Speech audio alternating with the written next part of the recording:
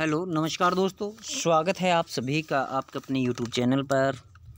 और जैसा कि हमने 9th क्लास की ज्योग्राफी वो शुरू कर रखी है और इसके अंतर्गत 3 चैप्टर हम ऑलरेडी डिस्कस कर चुके हैं।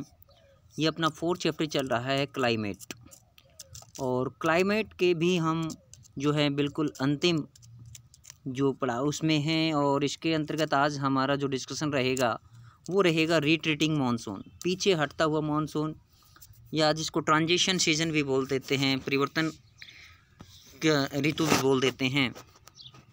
तो इसमें देखिए किस प्रकार से जो अपने ऋतु परिवर्तन होता है, कैसे ये चलता है। देखिए, during October November with the apparent movement of the sun. देखिए क्या होता है कि जैसे जैसे जो सूर्य की आभासी गति होती है, आभासी गति के साथ साथ जैसे जैसे सूर्य दक्षिणायन या उत्तरायण होता है, तो इसके साथ साथ जो है जो हीट जोन है वो भी परिवर्तित होता चला जाता है। द मानसून ट्रो और the low pressure trough over the northern plains becomes weaker, जिसकी वजह से जो अक्टूबर नवंबर के आते आते जो हमारा उत्तरी गोलार्ध है वहाँ पर जो निम्न वायुदाब का जो क्षेत्र है वो कमज़ोर पड़ना शुरू हो जाता है, वो वहाँ पर बनना शुरू हो जाता है। या हम ये कहें कि यहाँ से जो निम्न वायुदाब का क्षेत्र था वो लगभग पीछे हटना शुरू हो जाता है। This is gradual replaced by A high pressure system, और इसके स्थान पर यहाँ पर उच्च वायुदाब का क्षेत्र बनना शुरू हो जाता है। The south west monsoon winds weaken and start withdrawing gradually. जो अपने दक्षिण पश्चिमी मानसूनी पवनें हैं वो या तो कमज़ोर होना शुरू हो जाती हैं या फिर धीरे धीरे पीछे हटना शुरू हो जाती हैं। By the beginning of October, और अक्टूबर तक आते आते the monsoon withdraws from the northern planes, उत्तरी मैदानों से मानसून जो है वो लगभग पूरी तरह से जा चुका होता है। The months of October November form a period of transition from heat rainy season two dry winter condition. देखिए, जो अक्टूबर से नवंबर का जो महीना होता है इसमें ऋतु परिवर्तन होता है, और ऋतु परिवर्तन जो होता है वो आपकी जो गर्म और बरसात ऋतु होती है, गर्मी की, और जो जिसमें बरसात होती रहती है यानी मानसून वाली जो पीरियड होता है वो आपके शुष्क सर्दी की ऋतु में तब्दील होना शुरू हो जाता है। The retreat of monsoon is marked by the clear skies and rise in the temperature. देखिए, जो अपना पीछे हटते हुए मानसून की एक विशेषता ये है कि इसमें जो है आसमान जो है बिल्कुल साफ़ रहना शुरू हो जाता है और तापमान बढ़ना शुरू हो जाता है। While day temperature are high, देखिए दिन का तापमान उच्च रहता है, and nights are cold and pleasants, जबकि रातों का जो तापमान है वो ठंडा और रातें जो हैं सुहावनी होती हैं। The land is still moist, और जो धरातल है धरातल पर अभी भी नमी होती है, owing to the conditions of high temperature and humidity. देखिए, इस मौसम के अंदर जो है उच्च तापमान और आर्द्रता होने की वजह से the weather become rather oppressive during the day, दिन के समय तापमान जो है वो थोड़ा सा चिड़चिड़ा हो जाता है, एक तरह से देखें तो उमस भरा दिन हो जाता है। This is commonly known as October heat, इसको अक्टूबर की उमस या अक्टूबर की कुंवार भी बोला जाता है, अक्टूबर की हीट भी बोला जाता है, अक्टूबर की उमस भी बोला जाता है। In the second half of October, और अक्टूबर का जो अपना फर्स्ट जो अक्टूबर है वहाँ से 15 अक्टूबर तक का जो पहला हाफ होता है, the mercury begins to fall rapidly in northern plains. जो अपना उत्तर भारत के मैदान हैं इनमें तापमान जो है वो शीघ्रता से गिरना शुरू हो जाता है, यानी तापमान निम्न होना शुरू हो जाता है। The low pressure condition over north western India, और इस प्रकार से जो अपना उत्तर पश्चिमी जो भारत है वहाँ पर जो है लो प्रेशर की जो स्थिति है get transfer to the Bay of Bengal by early November. ये नवंबर के प्रथम सप्ताह तक जो है ये बंगाल की खाड़ी की तरफ जो है परिवर्तित होनी शुरू हो जाती है। This shift is associated with the occurrence of cyclone depressions, और इस प्रकार का जो ये परिवर्तन है, ये जो बदलाव है, ये विभिन्न प्रकार के जो चक्रवाती विक्षोभ होते हैं, चक्रवाती प्रचंडताएँ होती हैं, उनके जो है कारण बन जाता है उसका। विच ओरिजिनेट ओवर द अंडमान से, जो कि अंडमान जो अपना द्वीपीय प्रदेश है वहाँ पर इन साइक्लोन्स का, चक्रवातों का जो है निर्माण होता है, वहाँ पर ये उत्पन्न होते हैं। The cyclones generally cross the eastern coast of India, और ये चक्रवात आगे बढ़ते हुए जो हैं भारत के जो तटीय प्रदेश है, पूर्वी प्रदेश, इनको जो है पार करते हुए heavy and wide spread rain, और यहाँ पर जो है पूरे क्षेत्र के अंदर यानी पूरे जो अपना पूर्वी तटीय प्रदेश हैं यहाँ पर बहुत ज़्यादा बारिश करते हैं। This tropical cyclones are often very destructive, और ये जो आपके उष्णकटिबंधीय जो चक्रवात होते हैं ये काफ़ी विध्वंसकारी चक्रवात होते हैं। द थिकली पॉपुलेटेड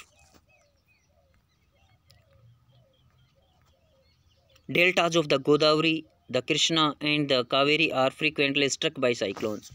देखिए जो घने आबादित जो गोदावरी, कृष्णा और जो कावेरी नदियों के जो डेल्टाज हैं, उनके जो भूभाग हैं, मुहाने हैं, जो जहाँ पर जनसंख्या अधिक है, यहाँ पर ये चक्रवात जो हैं देखने को ज़्यादा मिलते हैं। Which cause great damage to life and property, जिससे कि बहुत अधिक जान माल की हानि उठानी पड़ती है लोगों को। Sometimes this cyclones arrive at the coast of Orissa, West Bengal and Bangladesh. कभी कभी ये जो चक्रवात हैं ये उड़ीसा के तट से होते हुए पश्चिम बंगाल और बांग्लादेश तक भी पहुंच जाते हैं। The bulk of rainfall of the Coromandel coast is derived from depression and cyclones. और इस प्रकार से देखा जाए तो हमारा जो पूर्वी तटीय जो प्रदेशीय क्षेत्र है, पूर्वी तटीय जो भाग है अपने, जो पूर्व का तट है, और वहाँ पर जो कोरोमंडल तट है आपका, जो कि दक्षिण साइड में पड़ता है इसके, यहाँ पर अधिकांश वर्षा जो होती है इन्हीं चक्रवातों से बरसात होती है। अब इसके बाद देखिए जैसे जैसे हम ये मानसून का जो रिट्रीट कर रहे हैं, जैसे जैसे मानसून पीछे हटता चला जाता है तो उत्तर भारत के अंदर वर्षा रहित जो सिचुएशन है वो बन जाती हैं। और उसके पश्चात जो है हम ये देखते हैं कि पूरे भारत के अंदर जो बरसात का डिस्ट्रीब्यूशन है वो कैसे मानसून के दौरान क्या कुछ रहा है। तो parts of western coast and north eastern India receive over about 400 centimetres of rainfall annually. देखिए देखा जाए तो पश्चिमी तटीय प्रदेश और आपका जो उत्तर पूर्वी जो भारत है वहाँ पर जो वर्षा जो है वार्षिक वर्षा लगभग 400 सेंटीमीटर से भी अधिक होती है। हाँ, it is less than 60 centimetre in western Rajasthan and adjoining parts of Gujarat, Haryana and Punjab. जबकि अपना जो पश्चिमी राजस्थान है, साथ लगता हुआ गुजरात, हरियाणा, पंजाब, इन क्षेत्रों के अंदर जो है बरसात जो है 60 सेंटीमीटर से भी कम वार्षिक वर्षा दर्ज की जाती है। Rainfall is equally low in the interior of the Deccan plateau and the east of the Sahyadri. Sahyadri जो है ये अपने पश्चिमी घाट जो होते हैं उसको सह्याद्री भी बोला जाता है। पश्चिमी घाट को जो वेस्टर्न घाट्स अपना, इसको सह्याद्री के नाम से भी जाना जाता है। तो सह्याद्री का जो पूर्वी किनारा है या अपना दक्कन का जो पठार है या अपने देश के जो आंतरिक हिस्से हैं इनमें भी वर्षा जो है तटीय प्रदेशों की अपेक्षा कम देखने को मिलती है। यहाँ भी वर्षा का अनुपात काफ़ी कम होता है अन्य क्षेत्रों की अपेक्षा। Why do these regions receive low rainfall. इन क्षेत्रों के अंदर ये वर्षा कम क्यों होती है? रीज़न क्या है? क्योंकि ये लीवर्ड एरियाज़ के अंदर पड़ते हैं, यहाँ पर ऊंची पहाड़ियाँ नहीं हैं, ये भी एक कारण हो सकता है। A third area of low precipitation is around Leh and Jammu and Kashmir. एक और एरिया जो कि हमारे जो कम वर्षा क्षेत्र के अंतर्गत आता है वहाँ पर ले जो क्षेत्र है जो कि जम्मू कश्मीर का है, वहाँ पर भी वर्षा जो है कम देखने को मिलती है। इसको शीत कटिबंध, शीत मरुस्थल भी कहा जाता है, कोल्ड डेजर्ट के नाम से भी जाना जाता है आपके लेह को। उसके बाद the rest of the country receives moderate rainfall. जबकि संपूर्ण भारत के अंदर जो है वर्षा जो है वो लगभग समान देखने को मिलती है। Snowfall is restricted to the Himalayan regions. और जो बर्फ़ हिमपात है वो अपने जो है हिमालय पर्वत है, हिमालय पर्वत तक जो है अपनी बर्फ़बारी रह जाती है। यहाँ पर बर्फ़ का जो क्षेत्र में हिमपात होता है तो हिमपात का एरिया जो रह जाता है अपना वो हिमालय पर्वत तक सीमित रह जाता है। Owing to the nature of monsoon, क्योंकि हमारे यहाँ मानसूनी प्रकार की प्रवृत्ति है। The annual rainfall is highly variable from year to year. इसलिए साल दर साल जो वर्षा का अनुपात है वो भी हमारे यहाँ पर अलग अलग देखने को मिलता है। Variability is high in the regions of low rainfall. और ये विभिन्नता जो है आपके जो कम वर्षा वाले क्षेत्र हैं वहाँ पर और भी अधिक देखने को मिलती हैं, सच एज जैसे कि Rajasthan, Gujarat and the levered side of western Ghats. और जो पश्चिमी घाट का अपना जो वर्षा छाया क्षेत्र है यहाँ पर इस वर्षा के अंदर जो विभिन्नता है ये देखने और भी अधिक देखने को मिलती है। As such while areas of high rainfall are liable to be affected by floods. जबकि हम देखें कि जहाँ पर वर्षा ज़्यादा होती है उन क्षेत्रों में बाढ़ तक की सिचुएशन बन जाती है, वहाँ पर बाढ़, ये क्षेत्र जो है बाढ़ से प्रभावित होते हैं। Areas of low rainfall are drought prone. जबकि जहाँ पर कम बरसात होती है उन क्षेत्रों के अंदर कई बार सूखे की स्थिति भी बन जाती है। तो ये हमारा जो मानसून की वर्षा का जो वितरण था वो हमने देखा। अब monsoon as a unifying bond, monsoon जो है ये भारतीय क्षेत्र को एकता के सूत्र में बांधने का एक जो है माना जाता है एक तरह से कि ये भारतीय जो संस्कृति है उसको एकता के सूत्र में पिरोता है।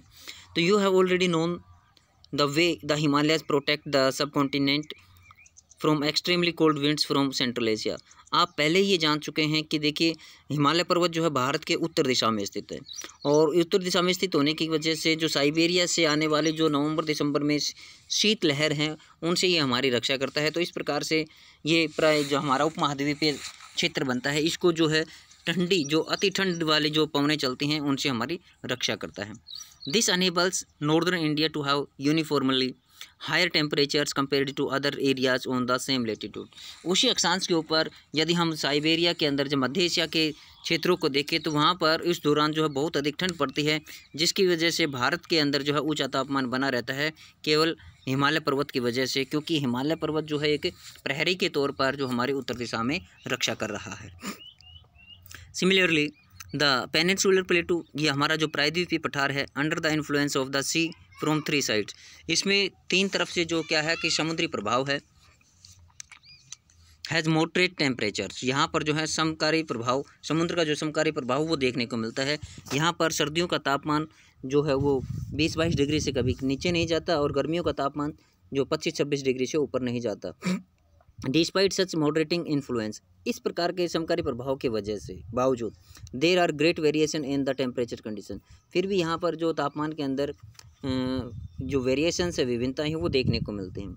नेवरदलेस, फिर भी देखिए the unifying influence of the monsoon on the Indian subcontinent is quite perceptible, फिर भी जो भारतीय जो क्षेत्र है, भारतीय क्षेत्र के ऊपर मानसून का जो एक प्रभाव है, इसको एकता के सूत्र में पिरोने का जो प्रभाव है वो परिलक्षित होता है।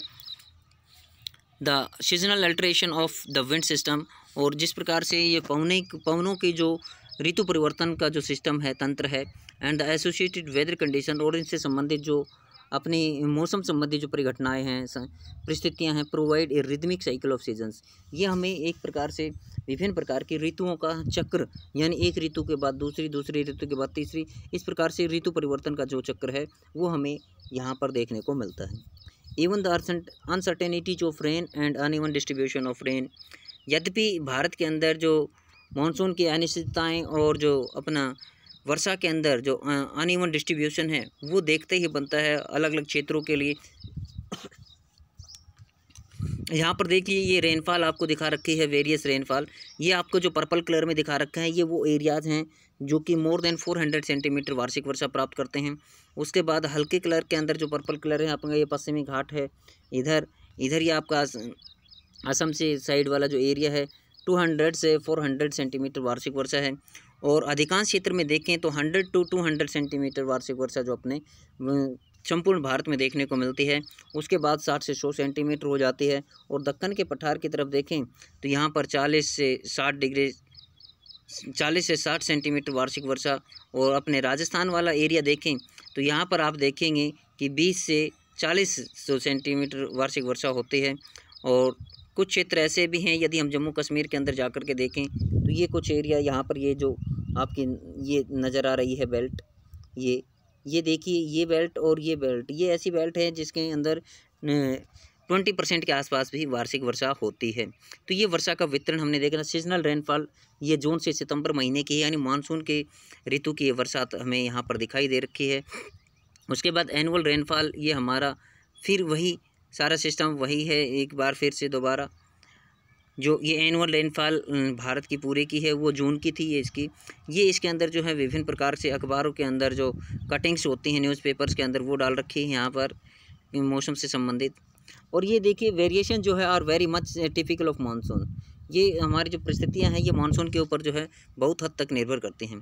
द इंडियन लैंडस्केप, जो भारतीय धरातल है, it's animal and plant life, इस पर रहने वाले जीव जंतु और जो पादप जीवन है, इट्स एंटायर एग्रीकल्चर कैलेंडर, और इसका जो पूरा कृषि वर्ष है वो पूरी तरह से हमारा जो है, and the life of the people including their festivities revolve around this phenomenon, यानी भारतीय क्षेत्र के अंदर रहने वाले, चाहे वो आपकी एग्रीकल्चर से संबंधित बात हो, जीव जंतुओं की बात हो, मानव जाति की बात हो, ये सारी की सारी प्रजातियां जो है एक तरह से मानसून से काफ़ी प्रभावित होती हैं। मानसून का जो प्रादुर्भाव होता है वो हमारे जीवन को काफ़ी अधिक प्रभावित करता है।